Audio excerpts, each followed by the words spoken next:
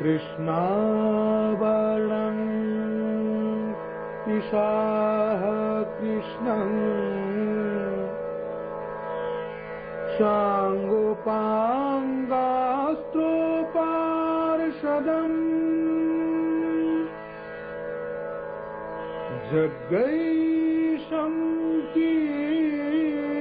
Kirtana Prayurjo Janti Ishu Mevasa.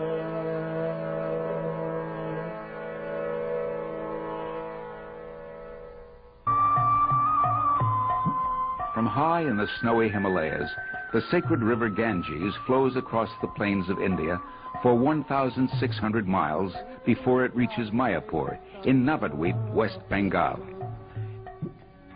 In this holy land is a temple that marks the birthplace of Sri Chaitanya. Today, pilgrims journey to Mayapur annually to celebrate the anniversary of Lord Chaitanya's appearance. They know of Lord Chaitanya as the boy genius who casually defeated the greatest scholars, the young revolutionary who organized India's first civil disobedience movement, the social reformer who transcended the rigid Hindu caste system, the supreme renouncer to whom common people, religious leaders, and even kings bowed. And above all, they know of Sri Chaitanya as the perfect devotee who blessed the world with Sankirtan, the congregational chanting of the holy names of God. Here at his birthplace, they worship Sri Chaitanya on the lap of his mother, Sachi Devi.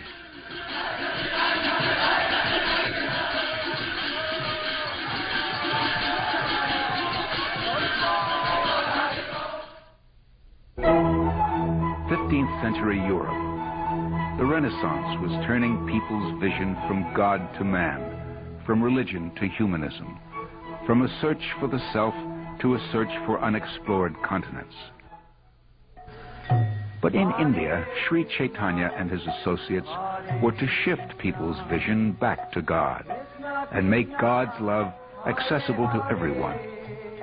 Their lives would exemplify Krishna's immortal teachings in Bhagavad Gita. Theirs was a renaissance in bhakti, devotion to Lord Krishna.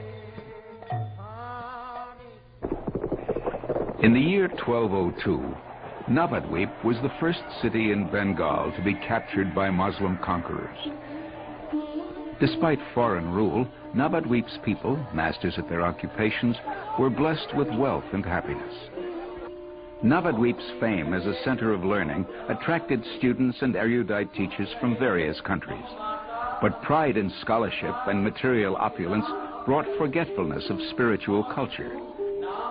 Seeing the people of the world overcome by materialism, the powerful sage Advaita Acharya prayed for the Supreme Lord to descend and create a rebirth of spiritual devotion.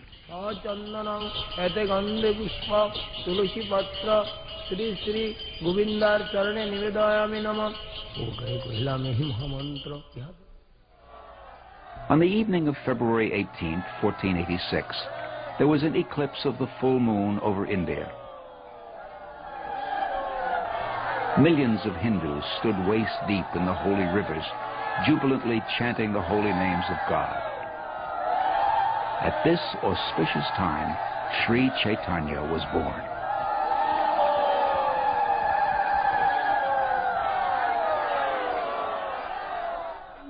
A learned astrologer studied the baby's horoscope and saw all the symptoms of Lord Krishna.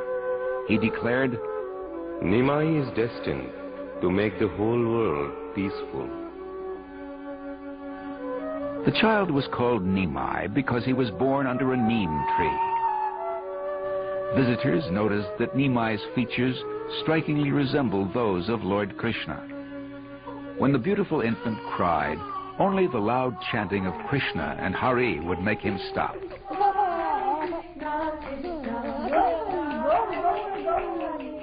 By baby tricks, Sri Chaitanya had begun his mission. As a boy, he soon surpassed all the other students and became known as a pundit or scholar. At 16, Nimai Pandit opened his own school and attracted many pupils. Although the people considered him an ordinary mortal, he was undoubtedly their greatest teacher in all branches of knowledge. Both Hindus and Muslims loved him.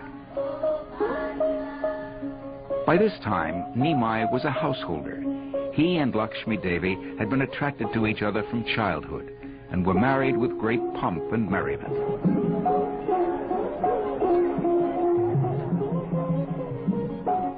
One day, Keshava Kashmiri, a proud and brilliant scholar who was undefeated in debate, came to Navadvip. Nimai met him on the bank of the Ganges and easily defeated him. That night in a dream, Saraswati, the goddess of learning, told Keshava Kashmiri, "My dear Keshava, Nimai is the ultimate source of all your learning. He is your supreme lord, Sri Krishna himself." The next day, Keshava humbly surrendered to Nimai and became his follower. Nimai Pandit's victory became a household topic. The year 1508 marked a turning point in Nimai Pandit's life. On a pilgrimage to Gaya, he met a great spiritual master named Ishwara Puri and received spiritual initiation from him. Ishwara Puri told Nimai, "If you want to make spiritual progress, simply chant Hare Krishna. There is no religious method more sublime in this age than Sankirtan, or glorifying God by chanting His holy names." Nimai began chanting and returned to Bengal full of ecstatic love for Krishna. People were astonished at the change in him. From this point on, he who had been supreme among all logicians and debaters would now give himself fully to popularizing Sankirtan. He would show people how to become a devotee of Krishna. In this house, every night for a year, Nimai led his associates in Sankirtan: Nityananda Prabhu, Advaita Acharya, Gadadhar, Srivas Thakur.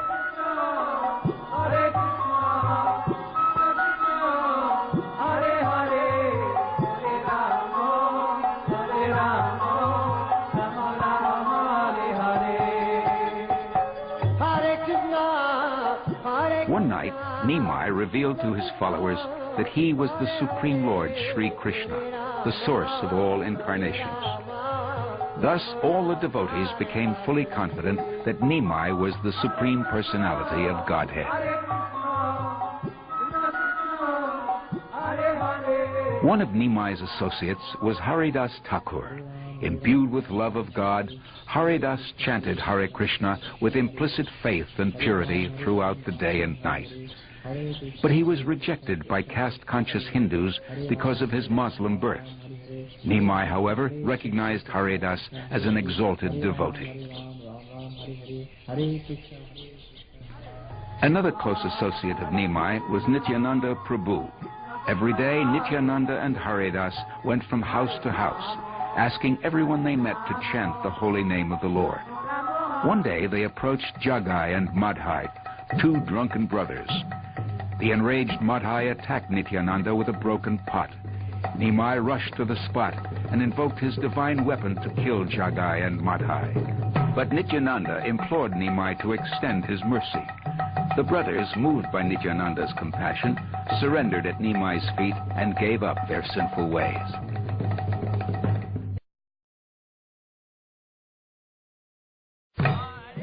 The spiritual ecstasy of chanting could no longer be contained. It burst forth in the minds and hearts of the people of Navadvip.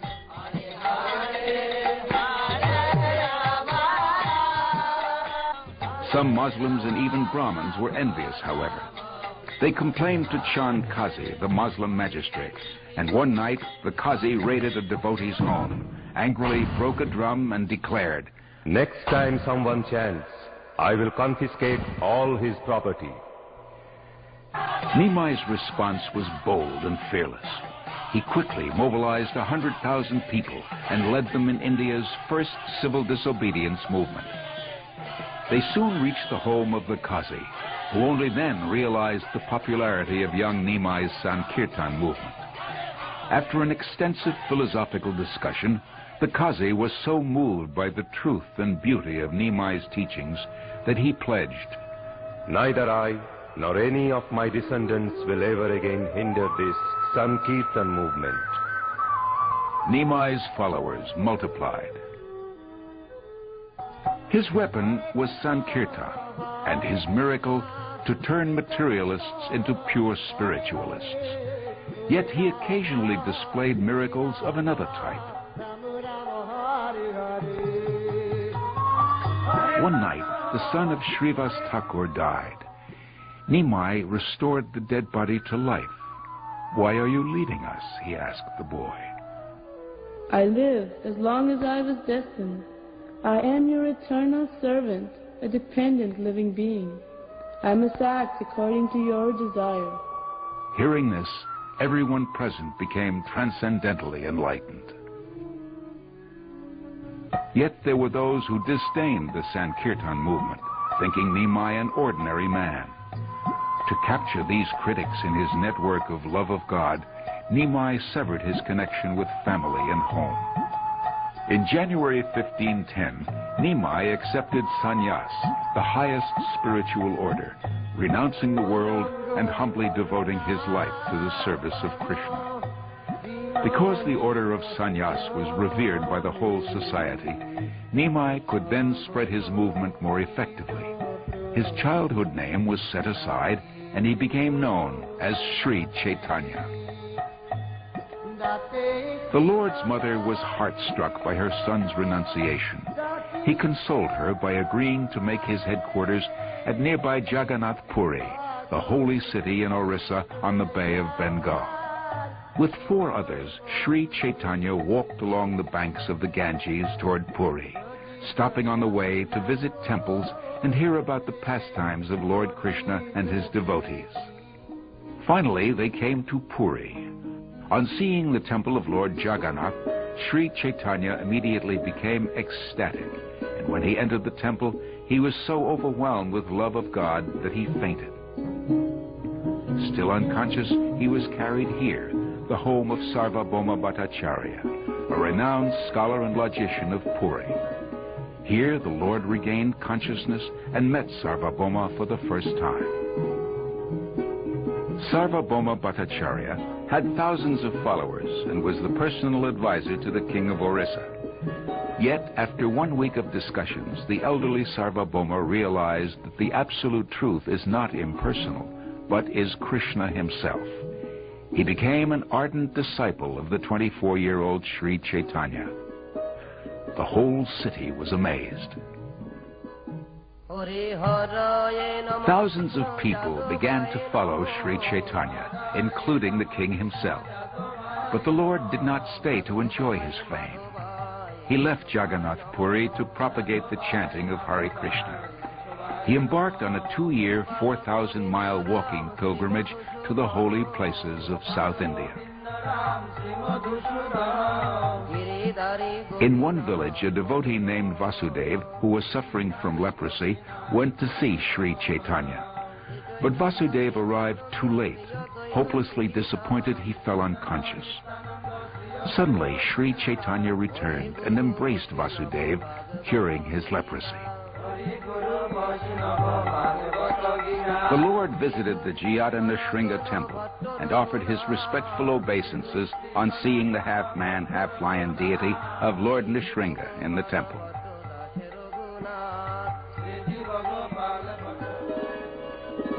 When Sri Chaitanya was chanting near the Godavari River, Ramananda Roy, the governor of Madras and a highly advanced devotee of Krishna, came there. Sri Chaitanya and Ramananda Roy spent many hours discussing Lord Krishna's pastimes. Finally, Sri Chaitanya revealed himself as the combined form of the Supreme Person, Lord Krishna, and his beloved consort, Radharani. Arriving at Shiva Kanchi, Lord Chaitanya visited the deity of Lord Shiva in a very old temple. By his influence, he converted all the devotees of Lord Shiva into devotees of Lord Krishna. Nearby, the Lord visited the holy place known as Vishnu Kanchi and performed kirtan in ecstasy. 500 feet up in the hills at Pakshi Tirtha, Sri Chaitanya visited another temple of Lord Shiva. It is said that 2 birds have been going to this temple daily to receive food from the temple priest since time immemorial. Sri Ranga Temple, surrounded by 7 walls, is the largest in India. There, beneath the golden dome, the 18-foot black deity of Sri Ranganath reclines behind a deity of Lord Vishnu. Sri Chaitanya stayed here in Sri Ranga for the 4 months of the rainy season. Daily, many people used to come to see him and were freed from the distress of material life. In Madurai, Sri Chaitanya visited the Meenakshi Devi temple, built in honor of Lord Shiva's wife. This temple is known as a great architectural achievement.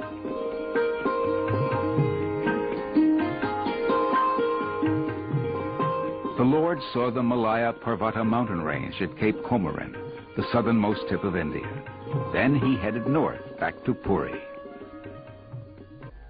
On the way, he became ecstatic when he reached the Adi Keshava temple, where a small deity circumambulates the area every day.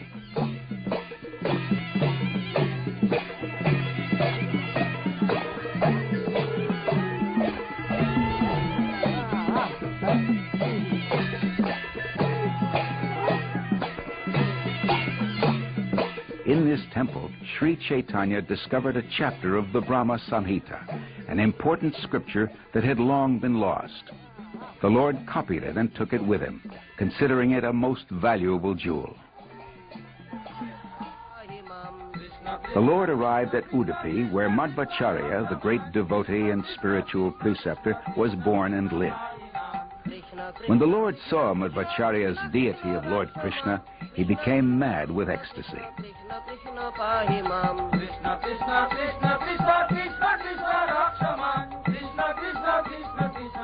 As the Lord passed through towns and villages, many people came to see him. He blessed them and asked them all to chant Hare Krishna. These people, now empowered devotees, returned to their homes and inspired others to chant. Krishna himself, in the guise of a devotee, had begun to flood the world with an ocean of love for Sri Krishna. The world would never be the same. In 1512, Sri Chaitanya returned to Puri while preparations were underway for Ratha Yatra, the awesome and magnificent chariot parade of Lord Jagannath. Even today, as for the past 2,000 years, local people construct and decorate new chariots for the yearly parade. The deity of Jagannath, the Lord of the universe, leaves the temple to ride on his chariot and extend his mercy to everyone.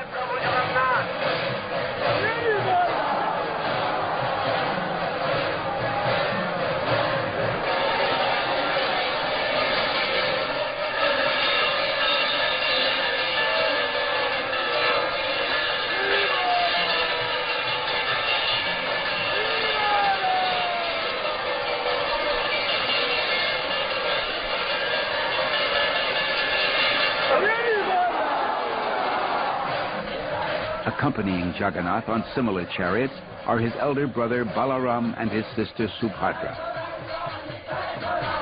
Yearly, hundreds of Sri Chaitanya's followers from Bengal journeyed to Puri to join him in Ratha Yatra.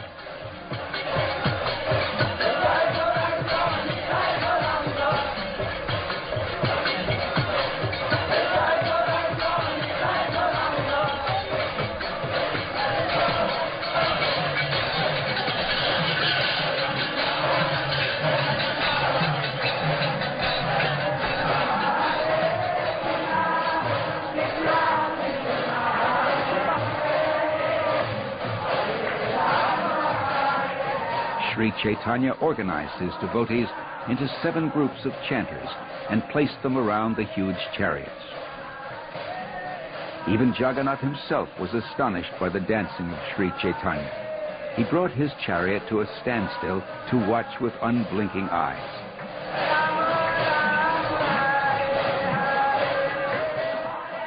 Jagannath is Krishna, and this celebration commemorates the time when Krishna was led from the unsurpassed majesty of his kingdom to the rural village of Vrindavan, where he had passed his childhood. The devotees emotionally carried Krishna back to Vrindavan by the intensity and purity of their love for him.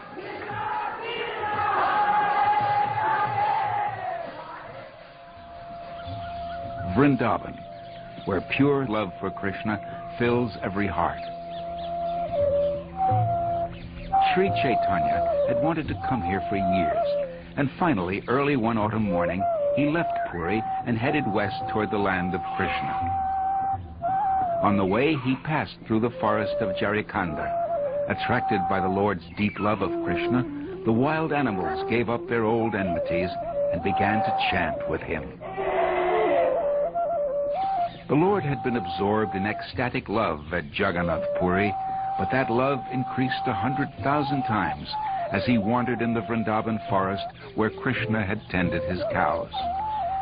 Sri Chaitanya is Krishna himself, and he recognized his old friends, the animals, trees, and creepers of Vrindavan. They, in turn, were jubilant to see their Lord again. Each morning, Lord Chaitanya sat alone beneath this tamarind tree and relished the joy of chanting Hare Krishna. In the afternoons, he explained the importance of chanting to his many visitors. The Lord's footprints now memorialize the spot. Lord Chaitanya asked two of his closest associates, Rupa and Sanatan Goswami, to live in Vrindavan, excavate the lost holy places of Krishna's pastimes, and write books about Krishna consciousness. Rupa and Sanatan, along with 4 other inspired and scholarly Goswamis, contributed the largest and most consistent body of spiritual literature known in the world. They established temples and taught Krishna consciousness by their exemplary lives. For 6 years, Lord Chaitanya had traveled extensively in India. Now 30 years old, he would spend the rest of his days with his associates in Jagannath Puri. Now elderly, Haridas Thakur had moved from Navadvip to a small cottage near the Jagannath temple in Puri. Because he had been born an outcast, Haridas was not allowed in the temple.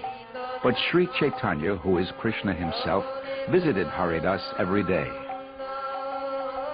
One day, the Lord found Haridas ill. Haridas said, "My Lord, I think you will soon end your pastimes in this material world. Before that time comes, kindly let my body fall down in your presence." A few days later, when the Lord came to visit, Haridas fixed his eyes on the Lord's face, chanted Shri Krishna Chaitanya, and gave up his earthly life to return home to the spiritual world.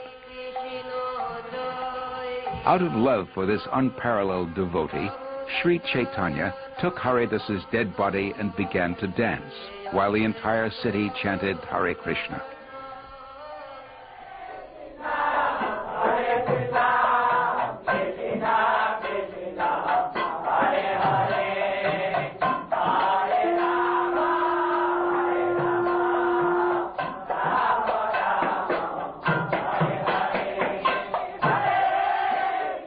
To honor Haridas's passing, the Lord collected sanctified food and distributed generous helpings to all the devotees, saying, "All glories to Haridas Thakur, who attained perfection by chanting the holy name of the Lord."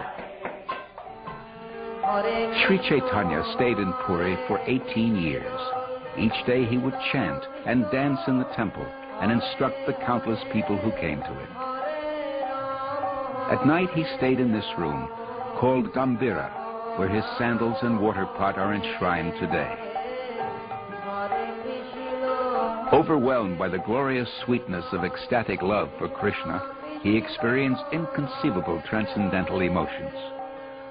One night, Sri Chaitanya happily wandered in a garden that resembled Vrindavan. Suddenly he saw Lord Krishna. He began running toward Krishna, but Krishna smiled and disappeared. Another night, the devotees found Sri Chaitanya lying near the Jagannath temple. The Lord was unconscious in the ecstasy of sadness, feeling separation from Krishna. The year 1534. One day, devotees saw Sri Chaitanya, now 48, enter a temple of Krishna. He never came out.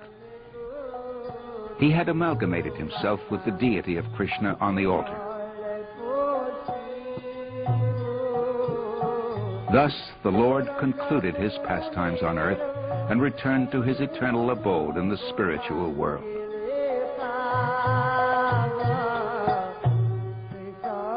The immortal culture of Krishna consciousness, as presented by Sri Chaitanya, has been passed from one generation to the next through a succession of great realized teachers, including His Divine Grace A.C. Bhaktivedanta Swami Prabhupada, founder Acharya of the International Society for Krishna Consciousness. Srila Prabhupada wrote more than 60 books on Lord Chaitanya and Krishna consciousness.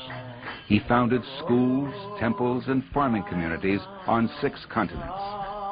He installed deities of the Supreme Lord throughout the world, and he inaugurated the chariot parade and distribution of sanctified food worldwide. It was Srila Prabhupada who carried Sri Chaitanya's storehouse of love of God beyond the shores of India and began to fulfill Sri Chaitanya's prediction, "One day my names will be chanted in every town and village in the world." In 1984, Srila Prabhupada's disciples began an 18-month walking pilgrimage, retracing Lord Chaitanya's route throughout India, reminding millions of his great spiritual message.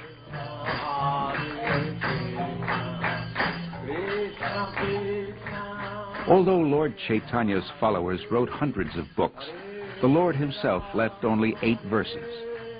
"My dear Lord Krishna," he prayed, "let there be all victory for the chanting of your holy names, which cleanses the heart and stops the miseries of material existence.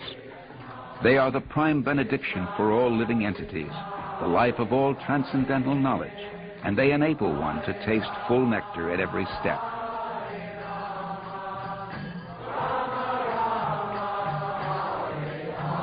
Oh, my Lord, when will my eyes be filled with tears of love as I chant your holy names? Because of separation from you, I consider a moment like a great millennium. You may embrace me tightly or make me broken-hearted by not being visible to me. You are completely free to do anything and everything, but you are my worshipable Lord, unconditionally."